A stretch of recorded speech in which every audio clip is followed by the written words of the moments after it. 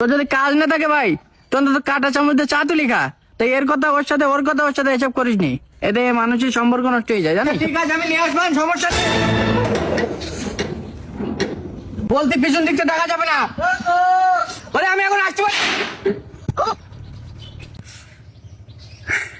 এরম ইচ্ছা হতে আমার এখন, তাই কি এখন রাগ করা যাবে না, সবসময় রাগ করতে নেই। আমি পরে আসতে। কি আর বলবো রিহান, বাড়ি বাজার ঘাটটা হইতি না, বাজার করতে পারতি না। তা আপনি বাজার করবেন কি করে? আমি তো কাজ বাজ করেন। আরে তা কাজ যে করবো, কাজ তো মন বসছি না, মন তো চলি গিয়ে আবিদের ওই দিকে। কেন? কেন তুমি কিছু জানো না? না তো।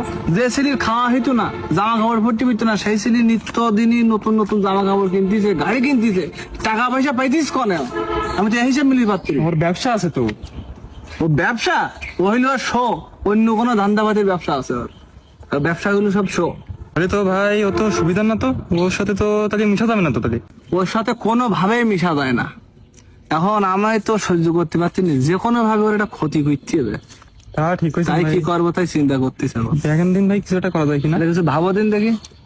ও টুকির অত ভাবতে হবে না ভাই, তোর একটা কাজ কর, ওর মাথায় যে বাড়ি মার্কি যা। তুই কখন আসলি? আমি সব ওই জায়গাতে শুনতে শুনতে আজ তোর পিছনে এসে আমি মেলার সময় দাঁড়া রয়েছে।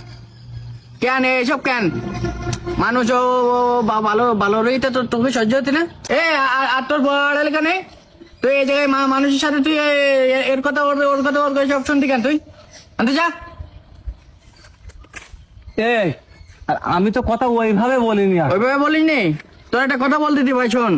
তোর যদি কাজ না থাকে ভাই তো অন্তত কাটা চামচ দিয়ে চা তুলি খা। তাই এর কথা ওর সাথে ওর কথা ওর সাথে এসব করিস নি, এতে মানুষের সম্পর্ক নষ্ট হয়ে যায় জানিস। কি বলবো ভাই, বল, আমি আসলে সহ্য করবি কি? তোর মনের মধ্যে হিংসা হতি তো। কি করতেছিস তোরা এখানে? ভাই কিছু না ভাই, হ্যাঁ কিছু হতে না। কি কি বলতিলি বল। আমি বলতে ভাই, মানে আসলে হাবু আজকে আমার চোখ খুলি দিয়েছে। কখন চোখ খুলি দিস? আরে ভাই ওর আমি চোখ খুলি দিস না, তোর চোখ রইত ওই জায়গায়। ওরে ওইভাবে বলিনি, সব কি বল। আমি আসলে ভাই মানে ভেবি পারতিস নি, মানে যে ছেলে তোর কোনো সময় খাওয়া হইতো না, বাজার ঘাট করতে পারতিস নি, জামা কাপড় পরতে পারতিস নি, সেই ছেলে তুই গাড়ি কিনতেছিস, সপ্তাহ সপ্তাহ নতুন পাঞ্জাবি পরতেছিস, তাই না একটু বলছিলাম যে ওর কামাইয়ের উৎস কি। তা ও কি করে তুই জানিস নি?